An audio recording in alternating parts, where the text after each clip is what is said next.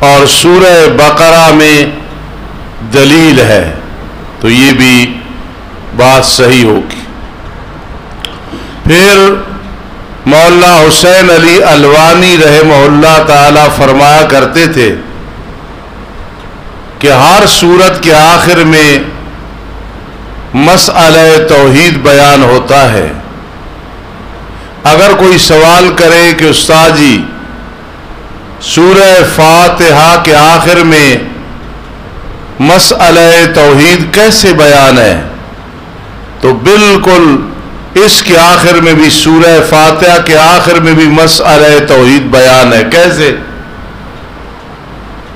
اے اللہ ہمیں ان لوگوں کا راستہ دکھا جن پر تو نے انعام کیا، یعنی توحید والا راستہ۔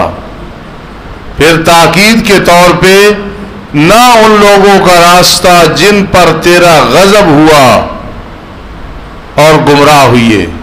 آمین، اللہ اس دعا کو قبول فرما لے۔ تو جتنی اللہ کی توحید صراط الذین انعمت علیہم میں بیان ہے، اتنی اور کہیں بھی بیان نہیں ہے۔ ایک چھوٹی سی سورت ابتدائی، اس میں بھی اللہ کی توحید آخر میں بیان ہو رہی ہے۔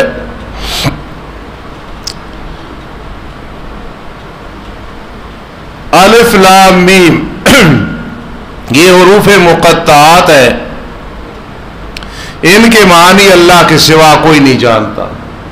بعض مفسرین کرام رحمہم اللہ نے اپنا ذوق بیان کیا ہے۔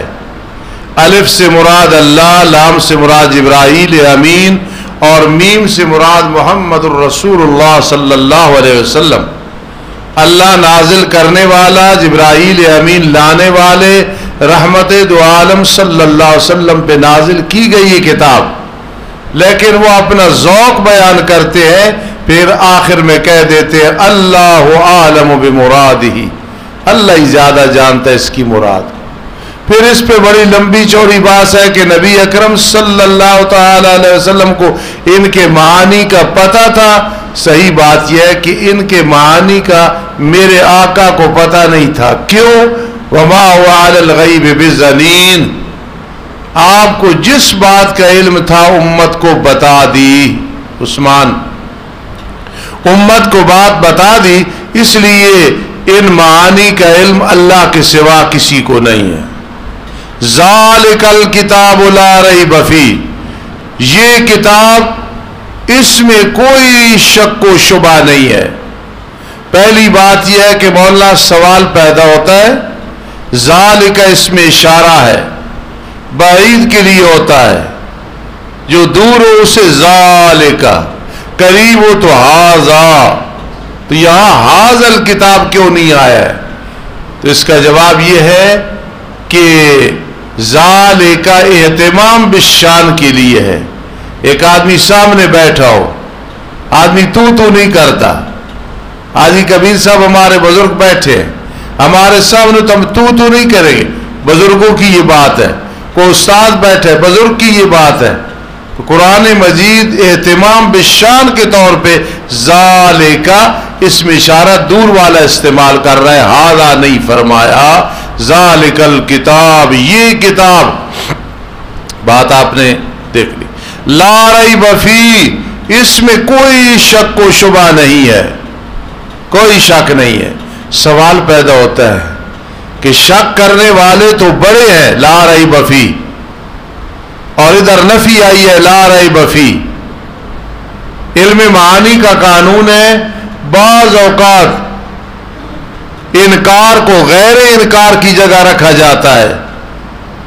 اگر ایک آدمی منکر ہے، اس کے پاس دلائل اتنے ہیں سامنے ہیں کہ اگر تھوڑا سا تفکر کرے، غور و فکر کرے، اس انکار کو چھوڑ بیٹھے، تو مولانا لا ریب فیہ، اس میں جو شک کرنے والے ہیں اگر تھوڑا سا غور و فکر کریں تو شک ان کا ختم ہو سکتا ہے۔ اس لیے انکار کو جو ہے غیر انکار، منکر کو غیر منکر کی جگہ رکھ کے فرما لا ریب فیہ، اس میں کوئی شک و شبہ نہیں ہے۔ دوسرا جواب یہ ہے کہ شک کرنے والوں کی نفی نہیں ہے، اس بات کی نفی ہے کہ اللہ کی طرف سے اتاری گئی ہے یہ کتاب، اس میں کوئی شک نہیں ہے. ذالک الکتاب، یہ کتاب، اس میں کوئی شک و شبہ نہیں ہے. ہدی للمتقین، ہدن بمین فعان مصدر ہے بمین ہادی کے، رہنمائی کرنے والی ہے یہ کتاب للمتقین، پرہیزگاروں کے لیے. قرآن مجید فرقان حمید بغیر علم معانی کے سمجھ نہیں آ سکتا. اگر علم معانی پڑھا ہے، دروس البلاغہ ہے، تلخیص ہے، مختصر المعانی ہے، متول ہے، کوئی اور کتاب ہے غیر معروف غیر درسی، جب تک یہ علم نہیں آئے گا قرآن سمجھ نہیں. تو متقین علم معانی کے لحاظ سے یہ مجاز عقلی ہے. متقین سے مراد ہے السائرین الی التقوی، تقوی کی طرف لوٹنے والے، پرہیزگاری کی طرف لوٹنے والے، ان کے لیے ہدی للمتقین ہے. ایک سوال پیدا ہوتا ہے مولانا کہ ہدی للمتقین یہ سراپا ہدایت ہے متقین کے لیے. دوسرے مقام میں آتا ہے ہدی للناس، سب لوگوں کے لیے ہدایت ہے. ادھر خاص آ گیا ہدی للمتقین. سوال پیدا ہوتا ہے نا، ادھر ہدی للناس، ادھر ہدی للمتقین، ادھر عام ہے ادھر خاص ہے. جواب یہ فی نفس ہی قرآن مجید ہدی للناس ہے، فائدہ اٹھاتے ہیں متقین. ایک استاد پڑھا رہا ہے، ایک طالب علم توجہ نہیں کرتا، محنت نہیں کرتا، تو استاد اسے بھی پڑھا رہا ہے. ایک فائدہ اٹھاتا ہے تو استاد کہتے ہیں میں تو اس کو پڑھا رہا ہوں، اس کا مطلب یہ فائدہ نہیں اٹھا رہا. تو ہدی للناس ہے سب کے لیے ہدایت، سراپا ہدایت، لیکن فائدہ اٹھاتے ہیں تو متقین اٹھاتے ہیں، مومنین اٹھاتے ہیں.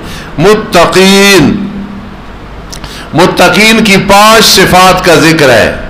ادھر سورہ فاتحہ میں دیکھیں اللہ کے 5 نام ہیں، اللہ رب العالمین، الرحمن الرحیم مالک یوم الدین. اور اس میں مومنین کی 5 صفات کا بیان ہے. الذین یؤمنون بالغیب، وہ پرہیزگار جو ایمان رکھتے ہیں بن دیکھی چیزوں کے ساتھ. ما غاب عن الحس، یہ ایمان بالغیب. توجہ کرنا، موت کے بعد دوبارہ زندہ ہونا ہے قیامت کے دن. جنت دوزخ پیدا ہو چکی ہے. قبر میں 3 سوال و جواب ہوں گے. میرے آقا کو معراج نصیب ہوئی، قیامت کے دن حوض کوثر ہوگی، نبی علیہ السلام کی شفاعت ہوگی، آپ کو معراج ہوئی. یہ ساری جو چیزیں ہیں الذین یؤمنون بالغیب، جو ایمان رکھتے ہیں بن دیکھی چیزوں کے ساتھ. اور یہ بھی ذہن میں رکھیں بالغیب سے مراد ہے قطعی، جو چیزیں دلائل قطعیہ سے ثابت ہے. اگر کوئی دلائل ظنیہ سے ثابت ہے ظن کے ساتھ تو وہ بھی یؤمنون بالغیب، جو ایمان رکھتے ہیں بن دیکھی چیزوں کے ساتھ. ٹھیک ہے، جو دیکھی نہیں ہے. پہلی صفت. دوسری صفت ایمان کے بعد ہے وَيُقِيمُونَ الصَّلَاةَ، قائم کرتے ہیں نماز کو. میرے استاد فاضل دیوبند رحمہ اللہ تعالی وہ مانا کرتے تھے پکے نمازی. یقیمون الصلاۃ، جو پکے نمازی ہے، جو 4 پڑھے 3 پڑھے 2 پڑھے، کبھی نہ پڑھے، اذان ہو تو دل میں بے قراری پیدا نہ ہو، وہ پکے نمازی نہیں ہے. میرے استاد جی رحمہ اللہ مانا فرماتے تھے رب اجعلنی مقیم الصلاۃ، اے رب میرے بنا مینو پکا نمازی. مقیم الصلاۃ، پکا نمازی. تو پہلی جو صفت ہے الذین یؤمنون بالغیب ہے، وَيُقِيمُونَ الصَّلَاةَ وَيُقِيمُونَ الصَّلَاةَ، اور قائم کرتے ہیں نماز کو، یعنی ہمیشگی کرتے ہیں نماز پہ، شرائط کا خیال کرتے ہیں، ارکان کا خیال کرتے ہیں، واجبات کا خیال کرتے ہیں، جی سنتوں کا خیال کرتے ہیں، مستحبات کا خیال کرتے ہیں. ایک آدمی سنتیں نہیں پڑھتا، یقیمون الصلاۃ نہیں ہے. تعدیل ارکان نہیں ہے، یقیمون الصلاۃ نہیں ہے، خشوع خضوع نہیں ہے، یقیمون الصلاۃ نہیں ہے، ویقیمون الصلاۃ ومما رزقناہم ینفقون. یہ من تبعیضیہ ہے، اصل میں من ما رزقناہم ینفقون. بعض اس سے جو ہم نے ان کو رزق دیا، تیسری صفت ان میں یہ ہے کہ خرچ کرتے ہیں.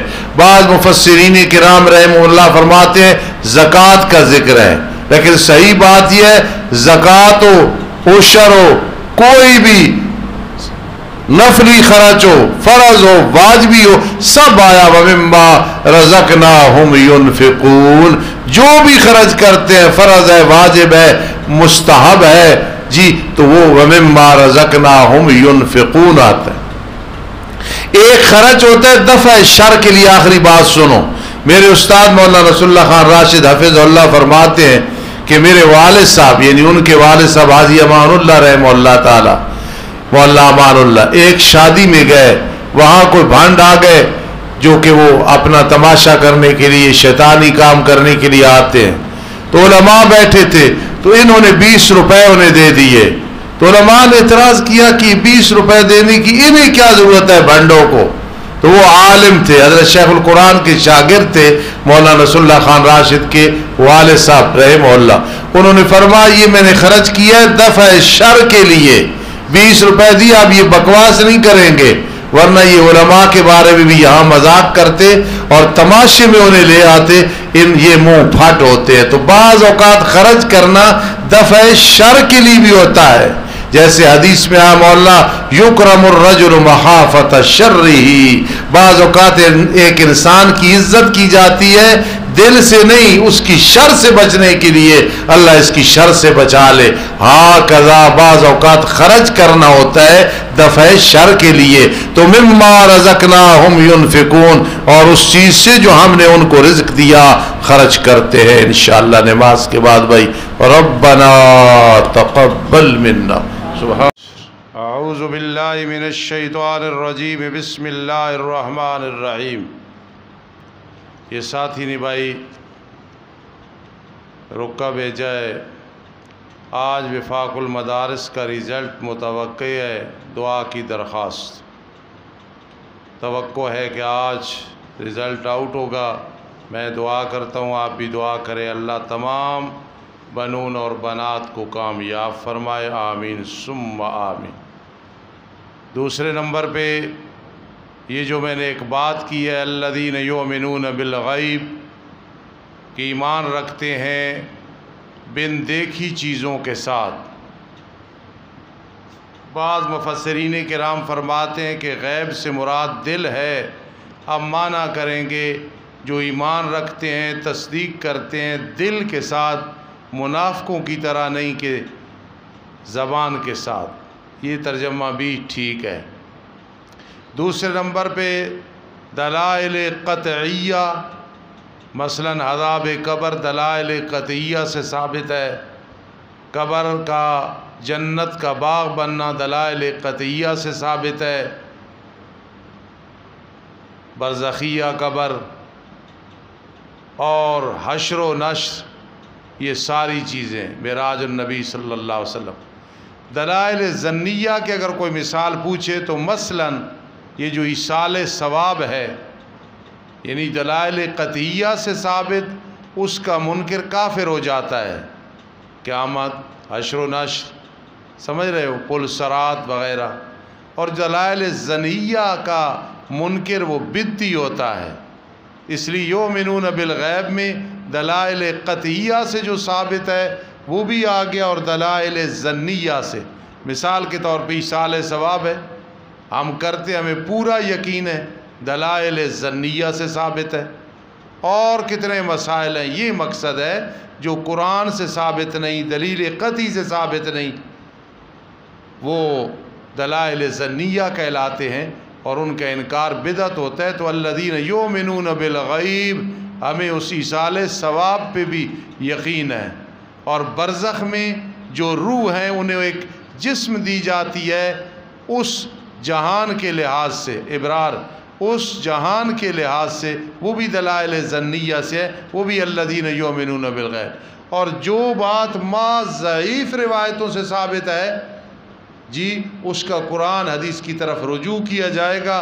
اگر اس کا ثبوت ملتا ہے تو الذین یؤمنون بالغیب میں وہ بھی آئے گا. اب سمجھیں دلائل قطعیہ سے ہو یا دلائل ظنیہ سے ہو الذین یؤمنون بالغیب.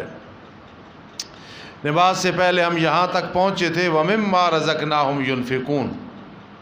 چاہے فرضی ہے چاہے نفلی ہے جو خرچ کرنا ہے مما رزقناہم ينفقون ہے.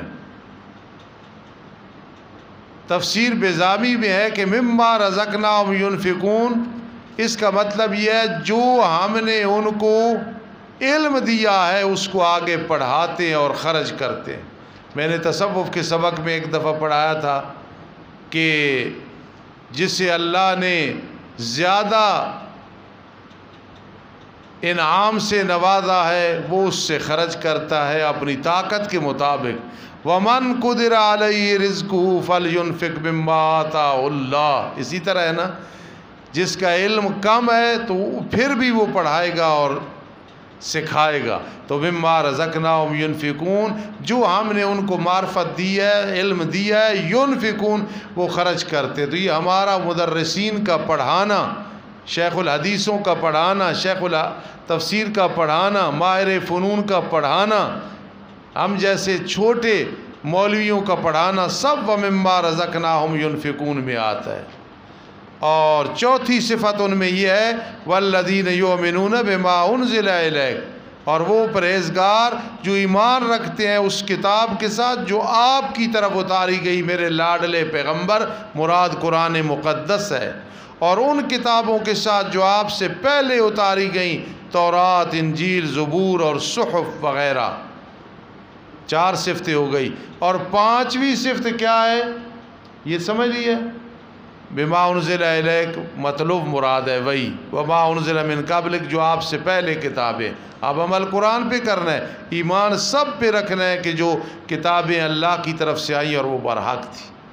5ویں صفت ہے وَبِالْآخِرَةِ هُمْ يُوقِنُونَ آخرت کے ساتھ وہ یقین رکھتے ہیں. مولانا منظور احمد چنیوٹی رحمت اللہ تعالی علیہ میں ان کا بڑا معتقد ہوں ان کے لیے دعائیں کرتا ہوں اس لیے کہ وہ انہوں نے ختم نبوت کا بہت کام کیا ہے. نبی علیہ السلام کی ختم نبوت اس کا ڈنکا انہوں نے پوری دنیا میں بجایا ہے الحمدللہ. اللہ کی کروڑہاں رحمتیں ان کی قبر. وہ فرماتے تھے کہ بعض لوگ کہتے ہیں وَبِالْآخِرَةِ هُمْ يُوقِنُونَ پہ باس کر کے فرماتے تھے اے جہان مٹھا اگلا کہے نہیں ڈٹھا. پنجابی بھی نہیں اے جہان مٹھا اگلا کہے نہیں ڈٹھا. یہ کفر ہے. یہ جہان میٹھا اور اگلا ہم نے نہیں دیکھا ہم نے دیکھا ہے. یؤمنون بالغیب جو کچھ میرے آقا نے فرمایا وہ سب سچ ہے حق ہے. جنت ہے دوزخ ہے حساب و کتاب ہے پل صراط ہے حوض کوثر ہے شفاعت ہے سب یقین ہے. تو یہ نہیں کہنا چاہیے یہ جہان میٹھا ہے اگلا ہم نے دیکھا نہیں. وہ بھی میٹھا ہے ایسا کہ کوئی چیز میٹھی نہیں اور کڑوا ہے ایسا کہ ایسی کوئی چیز کڑوی نہیں.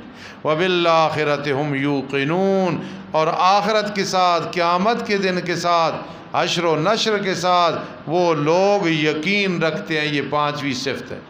مرزائی لانتی پوری زندگی ان پہ لانتے بھیجیے اور مرتے وقت تک لانتے بھیجتے رہیں گے ہم. انا خاتم النبیین لا نبی بعدی. دیکھیں اوپر کیوں لکھایا ہوا ہے ایمان تازہ ہوتا ہے. آپ دیکھتے ہیں میری مسجد میں ما کان محمد ابا احد من رجالکم کیوں لکھا ہے ایمان تازہ ہوتا ہے. نہیں سمجھی بات. اپنی جھوپڑی پہ کیوں لکھا ہے ختم نبوت زندہ باد ایمان تازہ ہوتا ہے. تو مرزائی لانتی وہ کہتے ہیں اس آخرت سے مراد قیامت نہیں ہے نبوت ہے. وہ اپنا آگے سلسلہ مرزا لانتی والا جاری کرنا چاہتے ہیں نا کہ آخرت کے ساتھ یعنی نبوت کے ساتھ کہ ہمارا یہ جو مرزا آیا ہے نبی بن کے ذلی چلی انگریزوں کی بلی تو اس کے بارے میں کہتے ہیں بالآخرہ، یہ نبوت کے ساتھ یقین رکھتے ہیں، اور آگے سے پھر شک نکال لیتے ہیں نبوت نبی علیہ السلام کے بعد کوئی آپ کے ماتات اور متبعین میں سے نبی اللہ نے بنا دیا تو ہمارا یقین ہے وہ سچا ہے، اور ہم کہتے ہیں نبی اکرم صلی اللہ علیہ وسلم کے بعد نہ کوئی نبی آیا ہے نہ آنا ہے، آپ خاتم النبیین ہیں۔ اگر کوئی نبی ہوتا تو لو کان بعدی نبی لکان عمر رضی اللہ تعالیٰ عنہ، میرے بعد اگر کوئی نبی ہوتا تو عمر ہوتا، جب عمر نہیں ہے تو پھر اور کون ماں کا لال ہے؟ اس لیے وبالآخرۃ ہم یوقنون، آخرت کے ساتھ وہ یقین رکھتے ہیں۔ اولئک تکرار آ گیا ہے، اس میں اشارہ آ گیا ہے، عظمت مقصود ہے۔ اولئک یہ لوگ جن کی اتنی صفات ہیں، علی ھدی من ربہم ہدایت پہ ہیں اپنے رب کی طرف سے، علی ھدی ہدایت پہ ہیں، یعنی ہدایت میں پکے ہیں اپنے رب کی طرف سے۔ اور مزے کی بات ہے اولئک ھم المفلحون، تکرار ہے نا اس میں اشارہ کا عظمت کے لیے، یہی لوگ ہیں کامیاب ہونے والے۔ جلالین میں ہے الفائزون بالجنہ والناجون من النار، کامیاب ہونے والے ہیں جنت کے مستحق بن کے، اور کامیاب ہونے والے ہیں جہنم سے نجات حاصل کر کے۔ وَأُولَئِكَ هُمُ الْمُفْلِحُونَ، یہی لوگ ہیں کامیاب ہونے والے۔ منعم علیہ کا ذکر آ گیا، اب آگے کس کا؟ مغضوب علیہم اور کفار کا ذکر انشاءاللہ کل شروع کریں گے۔ ان الذین کفروا۔ الحمدللہ رب العالمین والعاقبۃ للمتقین والصلاة والسلام علی رسول محمد وآلہ وصحبہ اجمعین۔ ربنا آتنا فی الدنیا حسنہ وفی الآخرۃ حسنہ وقنا عذاب النار۔ ربنا ھب لنا من ازواجنا وذریاتنا قرۃ اعین واجعلنا للمتقین اماما۔ اللہم انا نسألک العفو والعافیۃ فی الدین والدنیا والآخرہ۔ اللہم انا نجعلک فی نحورہم ونعوذ بک من شرورہم۔ اللہ میرے ان بیٹوں اور بیٹیوں کو وفاق میں کامیاب و کامران فرما، جتنے علماء دیوبند کے مدارس سے سب کو کامیاب فرما، اللہ سب کو برکتیں عطا فرما، اللہ جتنے چھوٹے بڑے بیمار ہیں تمام کو شفا عطا فرما، لمبی زندگی اور صحت عطا فرما۔ اللہم انا نسألک العفو والعافیۃ فی الدین والدنیا والآخرہ۔ اللہ میرے گھر والے پوری زندگی میرے ساتھ وفا کی ہے، اللہ تیرا قرآن پڑھایا ہے، حدیث پڑھائی ہے، اللہ انہیں بھی مزید اور ہمت نصیب فرما، توفیق نصیب فرما، ان کے بچوں پہ بچوں کے بچوں پہ کا سایہ تا دیر فرما۔ اللہ اور بھی جتنی معلمات پڑھا رہی ہیں جہاں کہیں سب کو کامیاب فرما۔ اے اللہ باران رحمت نازل فرما، اے اللہ باران رحمت نازل فرما، اے اللہ باران رحمت نازل فرما۔ اللہ ہم میں سے جس کے والدین عزیز و اقارب اساتذہ شاگرد فوت ہو گئے، اللہ مغفرت فرما، والدین میں سے جو زندہ ہیں ان کی زندگیاں دراز فرما، اللہ انہیں صحت عطا فرما، جو فوت ہو گئے اللہ ان کی مغفرت فرما، جنت الفردوس میں اعلیٰ مقام نصیب فرما۔ یا حی یا قیوم برحمتک نستغیث، یا حی یا قیوم برحمتک نستغیث۔ اللہم ارحمنا عند الموت ولا تعذبنا فی القبر بعد الموت۔ اللہم ارحمنا عند الموت ولا تعذبنا فی القبر بعد الموت۔ اللہم ارزقنا فہم النبیین وحفظ المرسلین۔ انت الہ عالم وانا عبد جاہل، ربنا تقبل منا، آمین یا رب العالمین برحمتک۔